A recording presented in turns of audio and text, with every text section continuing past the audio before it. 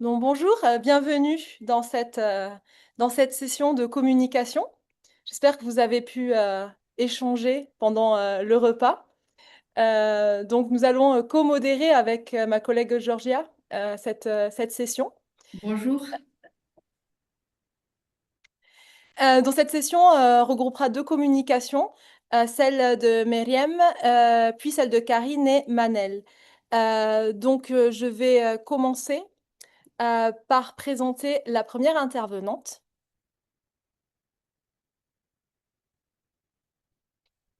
Donc, Meriem Christella Biche est doctorante en didactique du français à l'université de Douala au Cameroun. Ses travaux de recherche portent sur les pratiques d'enseignement de l'expression orale dans l'enseignement technique et professionnel au Cameroun, avec un intérêt particulier pour l'évaluation par projet et la prise en compte de l'hétéroglossie en contexte scolaire. Enseignante de français dans l'enseignement secondaire technique, elle s'intéresse aux enjeux liés au développement des compétences discursives des apprenants et leur insertion socio-professionnelle. Donc bienvenue Myriam, je vous laisse la main pour le partage.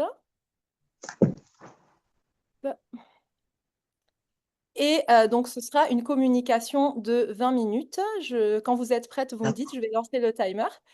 Et ensuite, nous aurons une session de questions de 5 minutes. Donc j'invite tous les participants à poser leurs questions sur les chats. Merci. Bonjour, rebonjour à tout le monde et merci. Je suis très heureuse d'être là et encore une fois, je ne peux m'empêcher de dire merci au comité d'organisation pour la parfaite organisation qu'on observe depuis hier. C'est très enrichissant et la qualité du panel est irréprochable. Merci encore. Alors, je vais partager,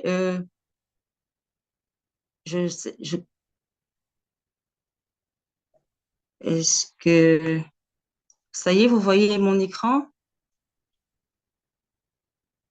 Allô? Oui, oui, Est-ce c'est que... bon. Je suis juste en train D'accord. de lancer le timer.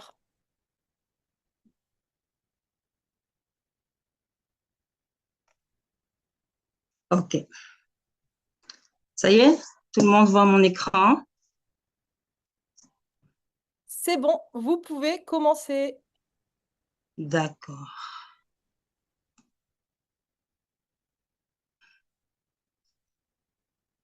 Alors,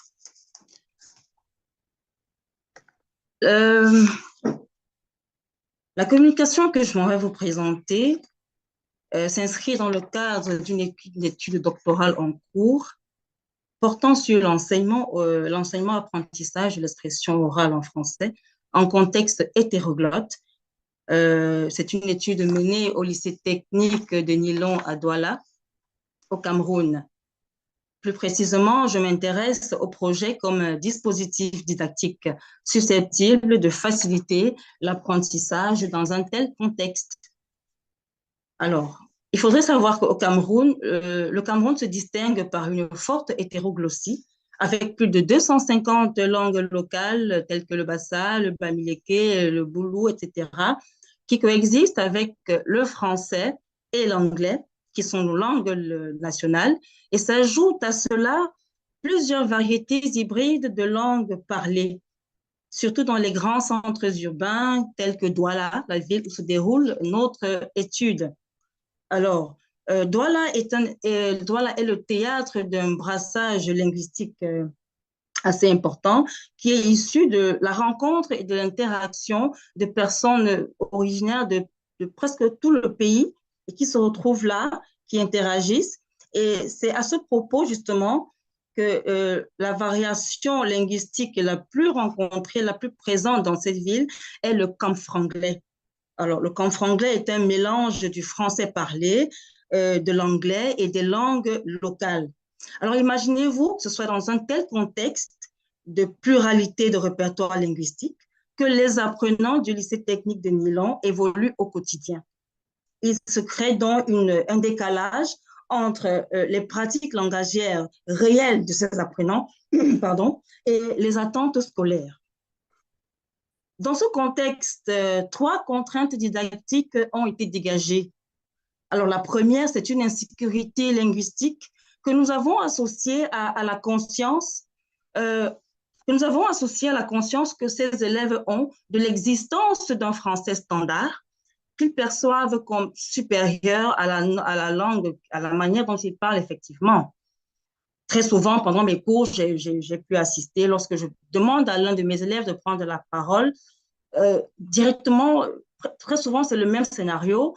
Ils sont muets, ils n'arrivent pas à parler.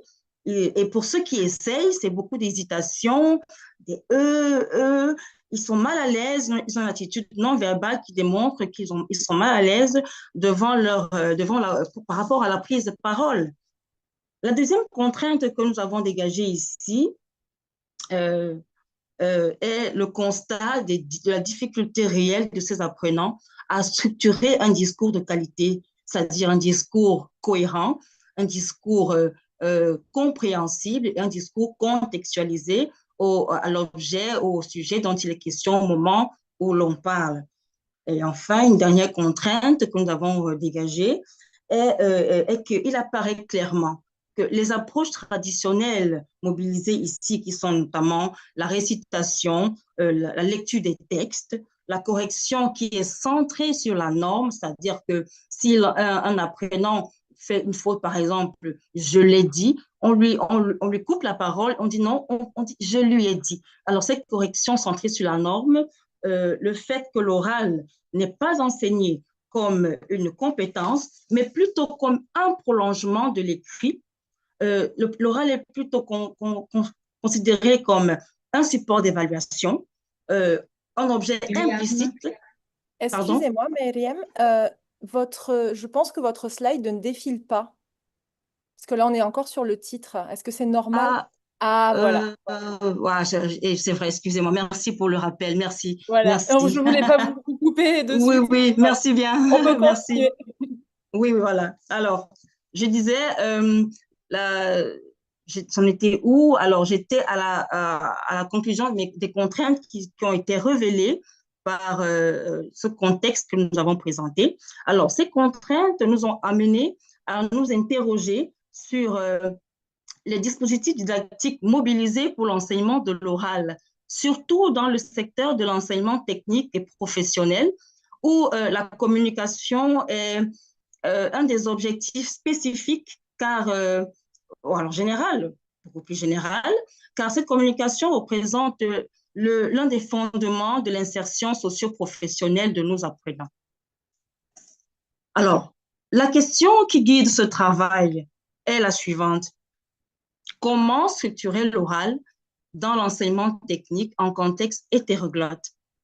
L'hypothèse exploratoire que je formule est que le projet pourrait constituer un dispositif de régulation pertinent, car il permettrait notamment d'aligner, voire d'ajuster les pratiques langagières effectives des apprenants avec les exigences scolaires, en organisant progressivement les apprentissages. Ce travail s'appuie sur un triple pilier, sur trois cadres théoriques principalement. Le premier est l'hétéroglossie de Bakhtin, car il permet de voir la diversité linguistique comme une ressource didactique essentielle dans les situations d'enseignement-apprentissage. Il est évident que prendre en compte les fondations linguistiques que nous apprenons revient à partir de ce qu'ils savent déjà pour construire progressivement des compétences plus structurées. En outre, l'hétéroglossie permettrait de réduire l'insécurité linguistique. La deuxième théorie mobilisée dans cette étude est la perspective actionnelle du CECRL, qui considère l'apprenant comme un acteur social engagé dans des tâches communicatives réelles, concrètes. En effet, un apprenant qui ne subit plus un apprentissage, mais qui en est l'acteur, manifeste plus de motivation. C'est d'ailleurs ce que la théorie de l'autodétermination de Deci et Ryan tend à démontrer. Lorsque l'apprenant est un acteur autonome et engagé dans son apprentissage, on ressent de sa part plus de motivation. D'un point de vue plus didactique, par ailleurs, Puren relie directement la perspective actionnelle à la tâche et à l'implication de l'apprenant. La troisième théorie que j'ai mobilisée pour ce travail est celle de la pédagogie par projet de Jean Probst, qui propose un cadre d'apprentissage centré sur l'action et la réalisation d'actions concrètes et socialement situées. Alors, concernant la méthodologie, le terrain de recherche, je l'ai présenté à l'entame de mon propos. Il s'agit du lycée technique de Nilon à Douala. La population qui est ciblée ici est d'une part les enseignants de français de ce lycée, c'est-à-dire les enseignants qui encadrent ces apprenants au quotidien, et les élèves, les apprenants de la section industrielle. C'est une section dans laquelle nous pouvons rencontrer des spécialités comme la menuiserie, l'électricité d'équipement, la maçonnerie, et ainsi de suite. Donc, ce sont des élèves de la quatrième année industrielle. Quatrième année, c'est une année de fin de cycle, parce que le premier cycle, il est sur 4 ans, de la première à la quatrième année.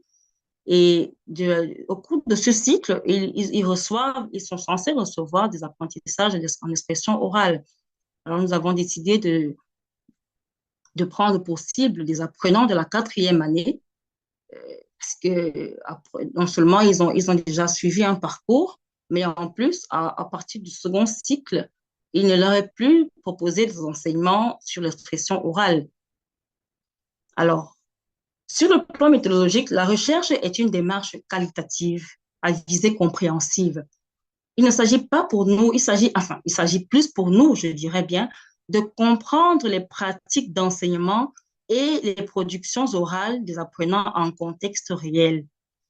La recherche est actuellement en phase de mise en place, comme je l'ai dit. Elle est actuellement en phase de mise en place du protocole expérimental sur le terrain. Et ce protocole prévoit une approche quasi expérimentale à groupe témoin, c'est-à-dire à cause de la contrainte du terrain scolaire, notamment le fait que je travaille avec des classes déjà constituées qui ne me permettent pas de faire une répartition aléatoire des apprenants. Cette approche me permet quand même de comparer les effets du projet sur les compétences orales en confrontant un groupe expérimental à un groupe témoin. Le dispositif prévoit l'observation des pratiques enseignantes, l'analyse des genres oraux, l'analyse des genres oraux produits par les apprenants et notamment et également l'utilisation des grilles critériées conçues à partir des composantes de l'expression orale que nous aurons dégagées à partir d'une évaluation diagnostique que je présenterai plus tard. À ce stade, il s'agit encore pour moi de construire et d'affiner les outils d'analyse. Le projet, justement, le cœur de mon travail, le projet. Dans ce travail, dans cette recherche, il est envisagé le projet comme le dispositif didactique qui conviendrait pour répondre à l'enjeu d'enseignement et d'apprentissage de l'expression orale. En effet, il permettrait, d'une part, de prendre en compte le répertoire plurilingue des apprenants et d'autre part, de contextualiser les apprentissages en les inscrivant dans des situations réelles. En outre, le projet offrirait un cadre pour organiser progressivement et améliorer la qualité orale des apprenants, en s'appuyant notamment sur des genres oraux bien définis, tels que les exposés, les présentations de projets, les comptes rendus, les simulations professionnelles. Il y en a d'autres. Plus concrètement, dans une séquence didactique avec le projet comme approche, on partirait d'une mise en situation, telle que c'est présenté là, avec la présentation du projet. Par exemple, s'il s'agit de spécialité menuiserie, je dis ça comme ça, la confection d'un meuble. Voilà. Nous aurons ensuite la production initiale qui permettrait de faire une évaluation diagnostique et de ressortir ainsi les points saillants qui feront l'objet de restructuration tout au long du processus d'enseignement et feront ainsi ressortir les modules formatifs, notamment le choix du genre oral, avant d'arriver à une production finale et en même temps à la restitution du projet. L'apprenant ayant construit lui-même son apprentissage et l'enseignant jouant juste le rôle de guide. Je disais tout à l'heure, à ce stade de la recherche, il ne s'agit pas encore de présenter des résultats, mais plutôt des tendances attendues ou des hypothèses de travail. Le projet pourrait favoriser une construction progressive du discours. Le projet pourrait également permettre une mobilisation plus consciente des ressources langagières des apprenants. En plus, le projet pourrait être envisagé comme un moyen de transformer l'hétéroglossie en ressources d'apprentissage. J'ai encore peu de temps, j'ai pris la peine de vous préparer une petite phrase en comme franglais, la langue hybride linguistique qu'on rencontre chez nos jeunes apprenants lorsqu'ils sont entre eux. J'ai pris une phrase, le prof m'accole pour présenter. Vous pouvez voir qu'il y a un emprunt à l'anglais, call, qui veut dire appeler. La syntaxe, elle est simplifiée. Le registre est familier. Il y a des abréviations, le prof. Alors, la régulation didactique que le projet nous permettrait de faire nous autorise, à partir de cet acquis, à partir de cette présentation, de cette production de l'apprenant, pour une production plus structurée. Vous voyez qu'on n'a rien modifié, on a juste transposé. La même phrase en français standard ou en français normé deviendrait le professeur m'a demandé de faire une présentation. Avec un vocabulaire plus approprié, une syntaxe complète, un registre formel et une précision et une clarté plus évidente. Donc, c'est la même phrase, mais juste, elle a été alignée à un français plus standard. Voilà un peu un exemple concret donc, qui prouverait que l'hétérogrossie, du moins cette recherche, permettrait de partir de ce que les apprenants savent faire, de leur fondation, de leurs acquis, leurs prérequis linguistiques, pour le transformer en quelque chose de plus, disons, standard. Alors, pour conclure, cette recherche vise à explorer le potentiel du projet comme dispositif ou comme mécanisme didactique en contexte hétéroglotte. Cette recherche également vise à montrer comment le projet pourrait contribuer à structurer l'enseignement de l'oral tout en valorisant les répertoires linguistiques des apprenants. Les prochaines étapes consisteront à mettre en œuvre le dispositif et à analyser les données empiriques que nous aurons récoltées afin de valider ou ajuster nos hypothèses. Voilà, je vous remercie pour votre attention. Merci beaucoup, Myriam. Merci beaucoup pour cette présentation riche et vraiment intéressante sur l'application du domaine professionnel. C'est vrai que pour nous, c'est assez loin de notre terrain et donc c'est toujours très intéressant de comparer les perspectives. Nous allons prendre les questions. Alors, est-ce qu'il y a des questions sur le chat?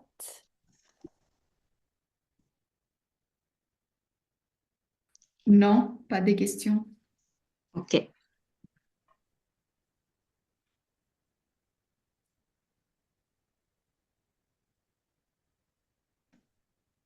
Bah alors peut-être que moi, je vais vous poser une question. D'accord. Alors, est-ce que vous pouvez, parce que vous disiez donc qu'il y avait un contexte, donc hétéroglossie très forte au Cameroun, et vous avez donné justement l'exemple du franglais. Est-ce que vous pouvez nous en dire un petit peu plus sur ce contexte linguistique? Alors, je dis, c'est le CAM franglais, CAM comme Cameroun, franglais, français, anglais. Voilà. Alors, c'est un hybride linguistique, justement, qui associe le français parlé au Cameroun, c'est-à-dire l'appropriation camerounaise du français. Vous savez, l'Afrique francophone, chaque pays de l'Afrique francophone a sa forme de français parlé avec ses déclinaisons liées à sa société, à ses acquis, à son passé colonial, ainsi de suite. Alors, le camp franglais est donc ce mélange du français parlé local, de l'anglais, du français, des langues locales, parce que je vous l'ai dit, il y a des langues locales comme le bassa, le boulou, ainsi de suite. Alors, c'est donc c'est ce brassage-là qui a donné naissance au camp franglais, qui permet à cette population d'origines diverses, de régions diverses, de communiquer. Vu qu'ils n'ont pas la même origine ethnique, ce camp franglais qui leur permet d'avoir une langue qu'ils comprennent tous, en fait. Voilà. Donc, lorsque les usages quotidiens répétés font qu'ils savent reconnaître que lorsque je dis tu go où, ça veut dire tu vas où, pas besoin de transcrire. Voilà un exemple. Qu'est-ce que tu dois? Euh, où est ta matière? Voilà un peu les exemples de camp franglais. Donc, ce sont des mélanges de tout ça. Donc, il y a toute une étude, il y a plein d'études, vous retrouverez dans mes références bibliographiques, des auteurs qui ont développé des recherches sur le camp franglais et c'est vraiment passionnant. D'accord, merci beaucoup. Et alors, je ne sais pas s'il y a d'autres questions. Non. Juste peut-être pour rebondir, en fait, moi je rebondis par rapport à mes expériences, mais c'est vrai que dans un contexte professionnel justement et dans un contexte post-colonial, Oui. euh, en fait, par exemple, moi j'ai vécu au Cambodge et c'est vrai que tout ce qui était finalement vocabulaire technique, ça venait du français parce que Mhm. c'était ben, le vocabulaire de la colonisation en fait qui était Yes. à rentrer dans le langage. Et est-ce que vous voyez les mêmes choses au Cameroun pendant votre Bien enseignement sûr. professionnel? Oui, oui, le Cameroun a un triple héritage colonial. D'abord l'Allemagne, ensuite la France et l'Angleterre. Donc, tout cet héritage colonial se retrouve encore présent dans nos parlers. Mais plus le français et l'anglais, parce que l'Allemagne, c'est un peu plus lointain. Oui, on retrouve vraiment cette présence forte l'héritage colonial dans notre parler local. Oui, même la façon de parler le français est fortement influencée par cet héritage-là. Donc, le langage technique ne fait pas exception. Il y a des termes techniques qu'on ne peut pas, pardon, qu'on ne peut pas transposer ou on ne peut pas forcément, dont on ne peut pas changer le contexte. On est obligé de les utiliser tels quels. Là, il y a sans discussion. Mais le discours qui accompagne, qui va avec ces termes techniques-là, c'est de lui dont il s'agit. Il n'est pas question de dire à ses apprenants de dire oh, le marteau, tu ne le diras pas comme ci ou comme ça. Non, non. Vu qu'ils doivent échanger, ils doivent interagir dans l'enseignement technique et professionnel, il est question de présenter, par exemple, des projets, de présenter des productions. Si j'ai conçu un meuble et qu'il faille que je le présente lors d'une table, pardon, comment on appelle ça, d'un échange ou d'une plateforme, je dois pouvoir expliquer à mon panel de quels matériaux j'ai utilisé, quelles sont les procédures techniques que j'ai eu à utiliser pour arriver à à ce produit final.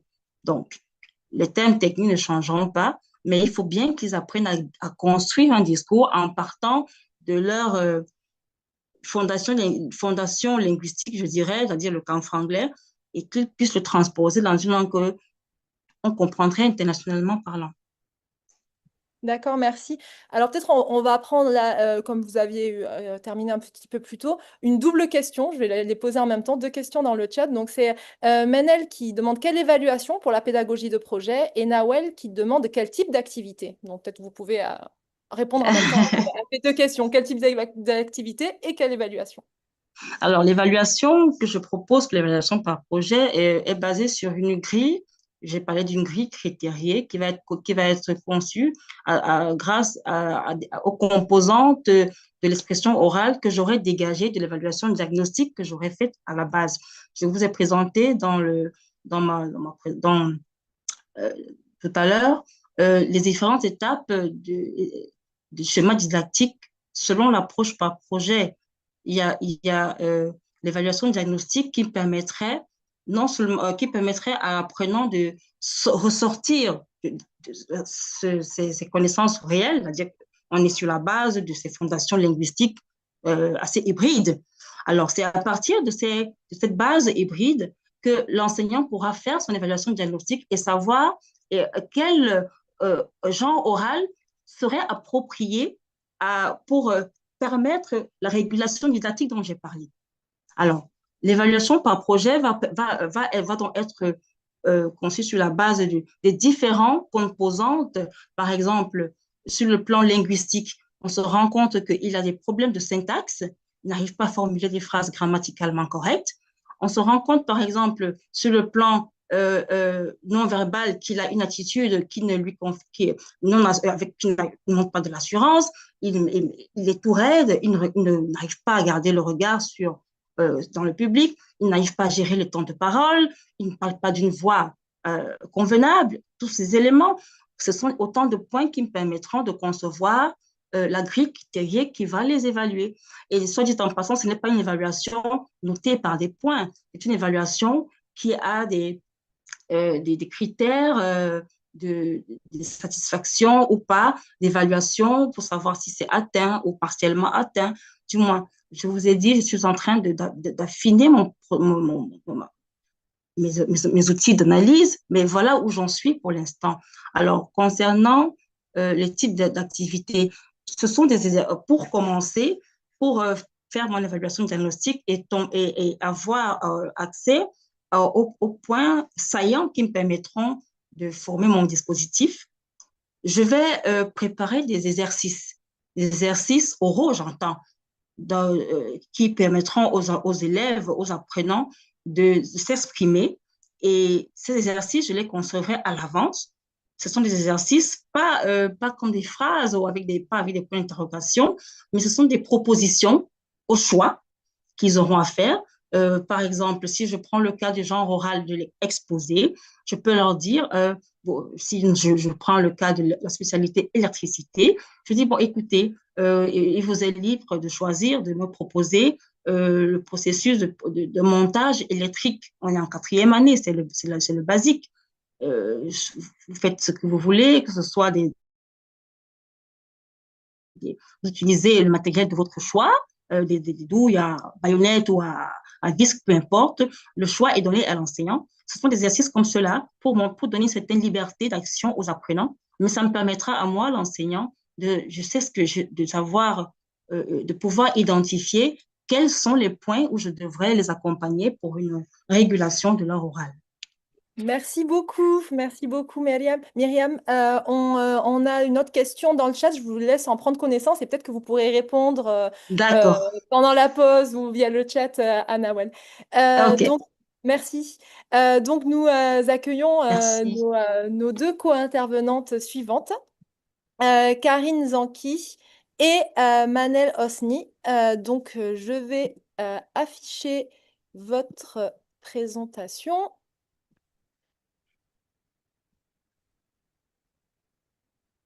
Donc, euh, voilà. Karine Zanki de Gulf University for Science and Technology du Koweït. Karine Zanki est didacticienne et maître de conférences en FLE depuis 2019 au département des sciences humaines et sociales à Gulf University for Science and Technology au Koweït, où elle enseigne le français. Présente au Moyen-Orient depuis 2002, elle a occupé diverses fonctions, aussi bien à l'université, en lycée international, comme directrice des cours à l'Alliance française. Elle est également chercheuse associée au Centre de recherche et de ressources en éducation et formation, le CREF, d'Université des Antilles. Elle s'intéresse à la problématique de la contextualisation didactique et aux technologies éducatives dans l'acquisition du FLE, au discours des manuels de FLE ainsi qu'à la formation initiale et continue des enseignants, à l'IA et à l'histoire du français au Moyen-Orient. Euh, ensuite, Deuxième co-intervenante, Manal Hosni, de la même université, Gulf University for Science and Technology du Koweït. Manal Hosni est maître de conférences au département des sciences humaines et sociales à Gulf University for Science and Technology au Koweït. Ses recherches portent sur la contextualisation de l'enseignement du français en milieu arabophone et sur l'histoire du français en Égypte. Elle s'intéresse également à l'idéologie des manuels scolaires au XIXe siècle en France, aux romans scolaires du XIXe siècle et à la transmission du savoir en milieu francophone. Donc, c'est un grand plaisir de vous accueillir et je vais vous laisser la main pour partager votre support. En même temps, je vais lancer le timer. Bienvenue. Merci.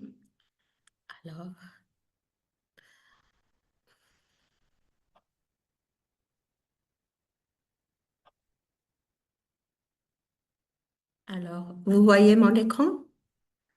Ouais.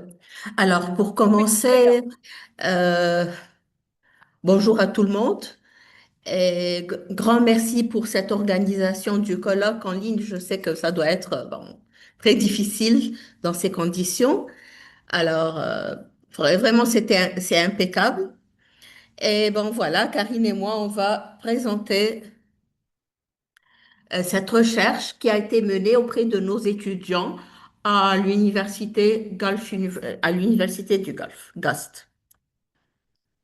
OK, je commence.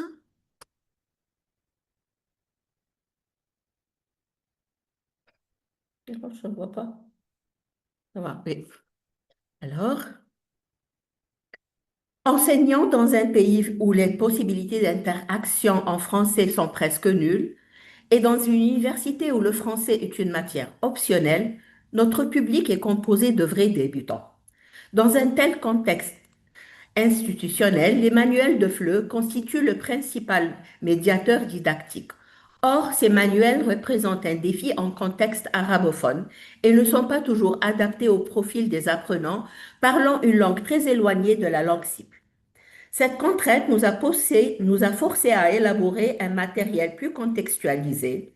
Cette démarche a été facilitée par le développement du numérique, puis plus récemment par l'intelligence artificielle. En général, les manuels offrent une variété de types de documents sonores allant de la simple différenciation phonétique à la compréhension du sens, passant par l'identification de l'information et du modèle d'interaction utilisé pour stimuler la production orale. Leur conception graphique, la qualité de leurs documents sonores et la cohérence de leur progression sont autant de variables susceptibles d'alléger ou au contraire d'amplifier la charge cognitive pesant sur l'apprenant débutant. Or, il faut prendre en compte que l'apprentissage d'une langue étrangère au niveau A1.1 constitue une étape particulièrement vulnérable sur le plan cognitif. L'apprenant se trouve simultanément confronté à un système phonologique inconnu, à des structures grammaticales nouvelles et à un lexique encore inexistant dans sa mémoire à long terme. Dans ce contexte, la compréhension de l'oral représente une des compétences les plus exigeantes cognitivement et les plus anxiogènes, sans possibilité de retour en arrière dans les conditions naturelles d'écoute. Notre démarche de contextualisation nous a poussé à réfléchir sur le type de document audio à utiliser et à examiner l'efficacité des supports sonores offerts par les manuels et à se demander si la multimodalité était la réponse. Dans le cadre de cette intervention, qui s'appuie sur un travail mené auprès des étudiants de GUST, nous mobiliserons les théories de la charge cognitive de Sweller et celles de l'effet multimodal de Mayer pour mesurer l'efficacité de ces supports et pour montrer comment un recours non réfléchi à la multimodalité peut résulter en une charge cognitive nuisant à l'apprentissage. De même, nous nous concentrerons sur les documents déclencheurs, point de départ traditionnel de l'unité didactique. Pour commencer, que veut-on dire par charge et surcharge cognitive? La théorie de la charge cognitive repose sur un modèle architectural de la mémoire humaine distinguant trois systèmes fonctionnels. Premièrement, la mémoire sensorielle illimitée. Deux, la mémoire de travail très limitée. Et finalement, la mémoire à long terme illimitée. Swaller identifie trois types de charges cognitives. La charge intrinsèque, liée à la complexité inhérente du matériau à apprendre, déterminée par le nombre d'éléments à traiter simultanément et à leur interactivité. La charge extrinsèque, gérée par la conception pédagogique, notamment la présentation du matériel. Finalement, la charge pertinente ou German, dédiée à la construction des schémas cognitifs et à leur automatisation. Elle est souhaitable et elle doit être optimisée. La règle fondamentale est que la somme des trois charges ne doit pas dépasser la capacité de la mémoire de travail. Cette théorie de la charge cognitive a été enrichie par les travaux de Mayer, qui établit que l'apprentissage est optimal lorsque les informations verbales et visuelles sont traitées de manière synchronisée. Dans le cadre de la compréhension orale, plusieurs principes s'appliquent, entre autres, principe de cohérence, l'élimination des sons ou images non essentielles améliore la compréhension, principe de signalisation, l'ajout d'indices visuels ou manuels ou l'ajout d'indices visuels dans le manuel ou intonation dans l'audio guide l'attention de l'apprenant. Troisièmement, principe de pré-entraînement. Connaître le vocabulaire ou le contexte avant l'écoute réduit la surcharge cognitive. L'application de ces deux théories à la didactique de la compréhension orale en FLE a été progressivement explorée par des chercheurs comme Rost et Codwell. Ces travaux convergent pour souligner plusieurs points critiques au niveau A1.1. 1. Le débit de parole constitue le facteur de charge intrinsèque le plus déterminant au niveau débutant. Un débit supérieur à 120 mots par minute génère une surcharge systématique chez les apprenants A1.1. La longueur des documents détermine directement la durée de sollicitation de la mémoire de travail. Au-delà de 60 secondes, sans segmentation, la capacité de rétention des apprenants débutants est significativement altérée.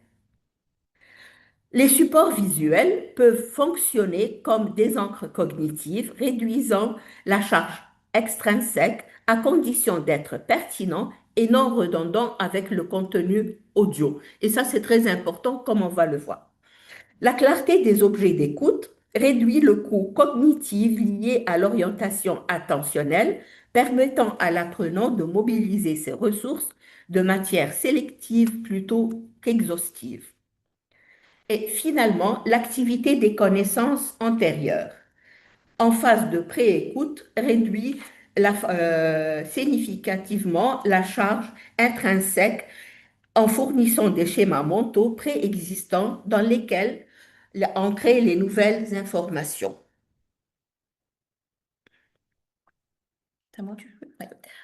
Donc, c'est à mon tour. Tout d'abord, je tiens aussi à remercier tous les organisateurs pour ce magnifique colloque. Merci beaucoup. Alors, notre démarche est articulée en trois axes. Nous avons d'abord vérifié que la compréhension orale était bien la compétence la plus problématique, puis analysé si les supports audio seuls posaient problème et enfin testé si le multimodal modifiait réellement les performances et le ressenti des apprenants. Alors, l'étude a été menée en ligne à l'Université de Goethe auprès d'étudiants de niveau A1.1 répartis en 6 sections, soit à peu près 240 étudiants. En raison de l'enseignement en ligne, le taux de participation aux activités d'écoute a varié selon les classes. Pour tester l'effet du multimodal, nous avions besoin de supports adaptés. À ce niveau, nous avons donc retenu 2 documents. Le sport au collège, une ressource de TV5 Monde. Donc, il s'agit de micro-enquêtes par des collégiens qui interrogent leurs camarades sur leurs pratiques sportives. 8 locuteurs, un débit naturel, aucune pause artificielle et une durée de 2 minutes 20. Le vocabulaire du sport est transparent avec quelques mots nouveaux, kendo, trottinette, se détendre, course d'orientation. L'autre document sur le thème du voyage, donc créé avec Canva et l'intelligence artificielle, donc beaucoup plus court, 40 secondes avec seulement 2 locutrices. Il offre un vocabulaire aussi transparent avec quelques mots nouveaux comme pont et goûter et un ton nouveau, le futur proche, et contient des références culturelles spécifiques comme Istanbul, Hagia Sophia, Topkapi Palace. Donc la procédure. Les étudiants ont été exposés au même document dans 3 conditions successives. Condition 1, donc l'audio seul. Le document est diffusé 2 fois, sans image, séquencé en 2 parties pour TV5, puis suivi de 5 questions de compréhension.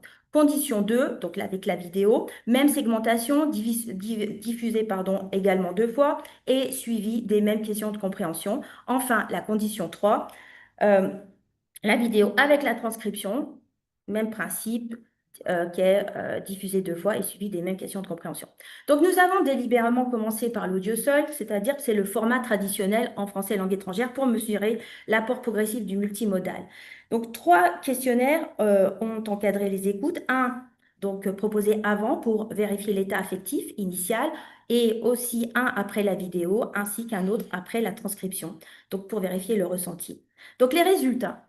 Sur le plan des performances, donc les données extraites donc de Moodle, c'est-à-dire le score des apprenants aux 3 exercices, montrent une progression pour voyage, c'est-à-dire le document sur Istanbul, avec un effet plus marqué pour la transcription. En revanche, le simple ajout de la multimodalité avec TV5 ne produit pas de résultats probants, comme le montre le tableau récapitulatif. Par exemple, si vous prenez la section 85, le son, donc le score obtenu pour le son, c'est 5,86, avec la vidéo 4,95 et la transcription 6,49. Donc, on voit que la vidéo n'a pas vraiment... il n'y a pas de gain. TV5, pareil pour la section 82, son 6,51, vidéo 6,25, transcription 5,69. Alors que pour voyage, c'est tout à fait différent. Par exemple, pour la section 88, vous avez pour le son donc 7,44, pour la vidéo 7,74 et avec la transcription 7,85. Donc on voit qu'il y a un gain avec la vidéo et un gain aussi avec la transcription. Concernant le ressenti des étudiants, alors les résultats sont quand même nuancés. Avant l'écoute, environ la moitié des apprenants se déclarent nerveux, mais une majorité se montre optimiste quant à leur compréhension. Donc, lu à travers le prisme de Sweller, les apprenants arrivent avec une charge affective modérée. L'optimisme initial va contraster avec la difficulté réelle du document TV5. Ce contraste s'explique aussi en partie à cause de la surprise cognitive lors de l'écoute. Alors, on va, concernant les résultats, OK, pour aller vite, alors, on va dire que, donc, si on compare les questionnaires, donc après, l'écoute, donc TV5 versus voyage, on retient. Donc, je comprends l'idée générale. TV5, 20% ne sont pas d'accord. Voyage, 7,5 ne sont pas d'accord.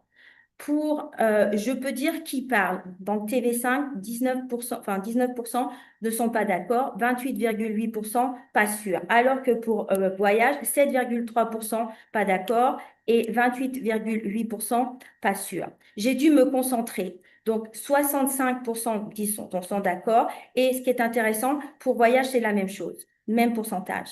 La vitesse était adaptée. Donc, avec TV5, 26% ont dit d'accord, alors que pour voyage, 37%. J'étais stressé, nerveux, donc avec TV5, 54% étaient d'accord, alors qu'avec voyage, 38% étaient d'accord. Donc, au niveau des verbatims des étudiants, grosso modo, on a pour TV5 que c'était trop difficile, c'était difficile, était trop rapide. Pour les étudiants, le verbatim des étudiants pour voyage, on nous dit que le thème nous a aidés et la répétition aussi. Questionnaire au niveau des transcriptions. Alors, à la question « Quel format vous a le plus aidé ?» 66% disent que c'est la transcription, la vidéo seulement 20% et l'audio 15%. Donc, discussion. L'effort d'écoute, on va dire, est une manifestation directe de la surcharge cognitive. Avec l'audio seul, les apprenants n'ont aucune aide pour traiter le signal oral. On note dans 2 sections avec TD5 une baisse de performance par rapport à l'audio. Ce résultat confirme la théorie de la charge cognitive. L'ajout d'images crée une surcharge extrinsèque si les canaux visuels et auditifs sont sollicités simultanément sans cohérence optimale. Par contre, il peut faciliter l'accès au sens si elles sont en cohérence avec le son, comme on le voit avec Voyage. La transcription, quant à elle, s'avère un levier plus stable et plus efficace, comme dans le cas de Voyage.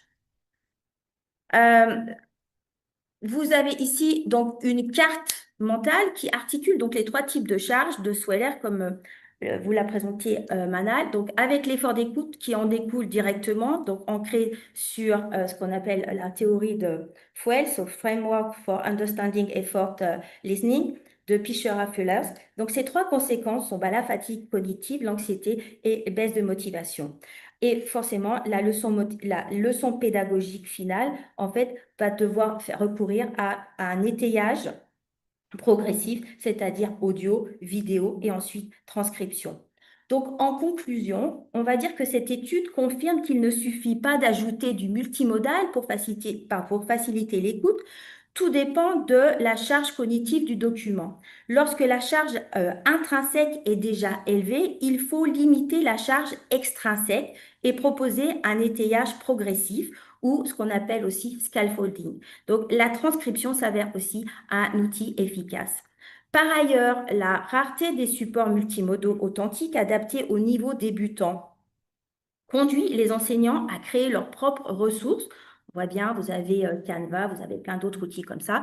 Mais cette adaptation est nécessaire, mais elle impose de distinguer clairement la multimodalité didactisée et la multimodalité authentique afin de préserver l'équilibre entre exposition à la langue réelle et accessibilité cognitive.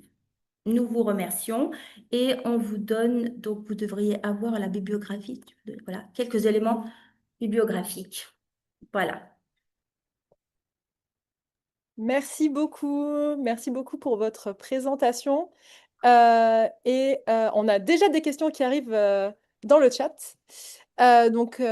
Nawel qui demande, pour la compréhension de l'oral, on utilise généralement les documents authentiques adaptés au niveau du public visé, bien sûr. La longueur du document y joue un rôle important pour éviter la surcharge cognitive, ce que vous disiez. De plus, l'écoute passe par des étapes. Bref, quelles solutions proposez-vous pour faciliter l'accès au sens au niveau de ces documents authentiques? Alors là, ça dépend des documents. En fait, si c'est un document audio, un document. Alors là, nous, on a trouvé que la transcription était un bon moyen. C'est pas le seul, bien sûr, mais c'est un bon moyen. Et aussi la segmentation du document, même s'il est court. Donc, il y avait la segmentation et aussi vous travaillez sur des questions de compréhension. Bien sûr Ouais. qu'il faut toujours. Il y a aussi, comment dirais-je, des questions de compréhension. Parfois, introduire peut-être le nouveau vocabulaire, si il y a différentes techniques. Mais on est d'accord que pour un niveau, pour un niveau A1.1, c'est très difficile de trouver des documents adaptés. Donc, si vous voulez sortir des documents comment dirais-je, déclencheurs, des manuels, ou parfois vous allez trouver des documents, par exemple, comme, c'est un peu compliqué, mais par exemple, préparation pour le DELF, parfois vous pouvez trouver des documents qui sont intéressants parce que vous avez plus ou moins travaillé des thématiques, mais c'est très compliqué pour ce type de public. On est d'accord que là, vous êtes dans du... Mais c'est aussi important de les exposer à un autre, comment dirais-je, à, à d'autres... locuteurs, parce qu'en fait, le problème, c'est qu'ils sont habitués à notre voix. Nous, on est habitués aussi à notre prosodie, à notre, comment dirais-je, ils sont habitués à nous. Et c'est aussi le but, c'est aussi de les exposer à d'autres façons de parler français. Voilà. Et pas seulement à des documents didactisés. Mm. Et c'est très compliqué. Je pense que pour le A1, Ouais. c'est super compliqué par rapport aux autres niveaux. D'accord, merci beaucoup. Je ne sais pas s'il y a d'autres questions. Euh, Moi, j'en avais une, en attendant peut-être que, que d'autres arrivent dans le chat. J'ai été étonnée par le fait que la vidéo n'était pas si facilitante que ça. C'est intéressant ça. Et justement, parce que, enfin, nous, je sais que souvent on se dit, ben, la vidéo, on a quand même des stratégies visuelles, enfin, qui permettent d'étayer cet audio. Et donc, vous parliez de cette surcharge extra-cognitive, donc qui n'aidait pas forcément les étudiants. Et j'avais une question, est-ce que vous avez testé des activités ou enfin développé des activités pour les aider à développer ces stratégies en fait de compréhension à travers la vidéo? Enfin, je ne sais pas si vous avez Non, mais pensé. juste pour être sûr que c'est clair, en fait, si vous voulez, la vidéo n'a pas vraiment été d'une grande aide pour TV5. Par contre, pour le document voyage, oui. Oui. D'accord? Le problème, c'était le document TV5 qui était un document authentique. Il y avait déjà vous aviez 8 locuteurs. Donc, les étudiants, ils n'arrivaient pas aussi. C'est trop. Le nombre de Mhm. locuteurs est trop important pour le niveau. Ensuite, il y avait aussi, comment dirais-je, il y avait combien au niveau de la densité lexicale? C'était pratiquement par minute, c'était combien? 200 mots, par exemple. Non, mais c'est 200 mots pour 2 minutes, Deux donc minutes, c'est deux à minutes. peu près ouais, 100, Ouais, 100 et 100 et quelques. quelques. 100, C'est je crois c'est- 126 mots. c'est dans, C'est trop non. c'est 120, mais bon. Donc, nous, on avait séquencé. Mais je pense que, en fait, ce qu'on voudrait faire, parce que là, c'est vrai on a eu beaucoup de difficultés à trouver un document. Là, et si vous avez des documents, par exemple, comment dirais-je, authentiques pour un niveau A1, s'il vous plaît, faites-nous les, comment, donnez, on est On preneuse, sera on est très preneuse, parce que c'était très, très difficile de trouver des documents, d'accord, authentiques. Donc, on a trouvé. Ok, donc le document, le sport, que vous pouvez trouver sur TV5 d'ailleurs. Et ce document nous paraissait comment, accessible. On est d'accord qu'on ne l'a pas choisi comme ça, on l'a choisi parce qu'il nous paraissait accessible. Déjà, on avait des mots qui étaient transparents. Donc voilà, mais peut-être qu'il y aurait aussi une autre technique, je ne sais pas. Pour un document comme ça, je ne sais pas. Alors, Il faut je réfléchir. pense aussi que, bon, parce que la vidéo, c'est une image à la fin. Mais alors là, l'image, à part là où il montrait les différents sports, l'image était un peu, il y avait trop de mouvements Hmm, et l'image était inutile. hmm. Alors, l'attention était dispersée. Alors, il y avait des arabesques un peu partout, des choses qui volaient. Ça dispersait l'attention de l'apprenant. Oui, donc Tandis qu'avec l'image. Voyage, tandis qu'avec Voyage, l'image, les vidéos, ça suivait en fait la progression du dialogue lui-même. Et ça a ajouté, par exemple, je sais pas, on parlait d'une promenade en bateau, on parlait d'un pont. Alors ça, ce sont des mots nouveaux. Mais quand ils ont vu le bateau qui bougeait, le pont, voilà, ils ont compris quand même de quoi on parlait. Et c'est pour ça que ça a aidé. Alors l'image pour l'image, ça peut être néfaste en fait.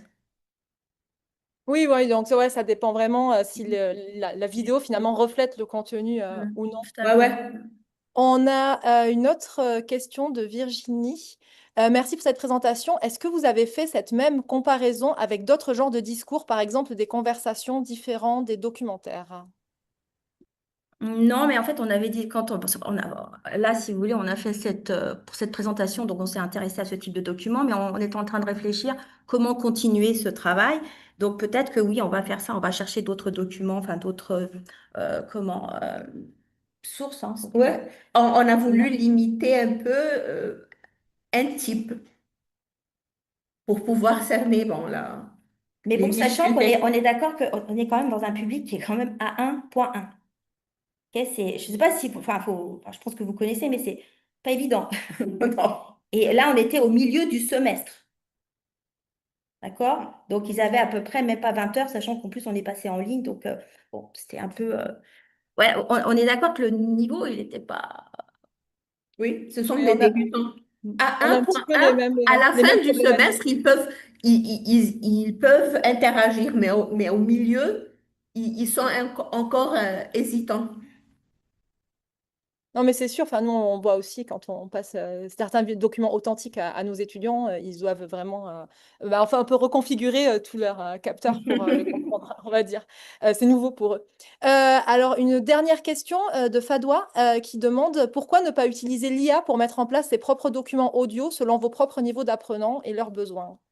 C'est ce qu'on a fait. Mhm. Pour le voyage, Voyage, c'est ce qu'on a c'était fait l'IA. pour voyage. Mais je pense qu'il faut faire attention avec l'IA. Parce que bon, si vous écoutez par exemple Ah oui. le dialogue créé par l'IA, au niveau de la prononciation, c'est Istanbul, hein. Non, Istanbul. Il Ouais. y a des mots. En fait, Voilà. on a dû changer le dialogue parce que la prononciation de certains mots Mm. était défectueuse. Alors, on a changé le dialogue parce qu'on ne voulait pas leur apprendre à mal prononcer quand même. Donc il faut faire attention.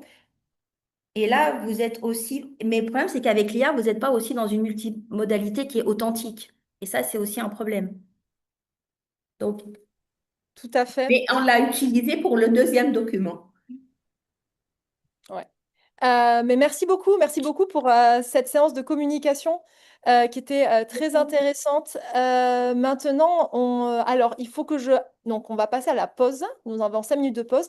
Et avant, donc il faut que je rappelle aux participants si vous pouvez compléter le Padlet, s'il vous plaît. Alors, si vous pouvez peut-être remettre le lien dans le chat, Iman ou Tiffany. Merci. Et donc à tout à l'heure, dans 5 minutes, pour de nouveaux échanges. Merci Merci encore pour beaucoup. ces échanges. À merci bientôt. beaucoup. Merci. Merci.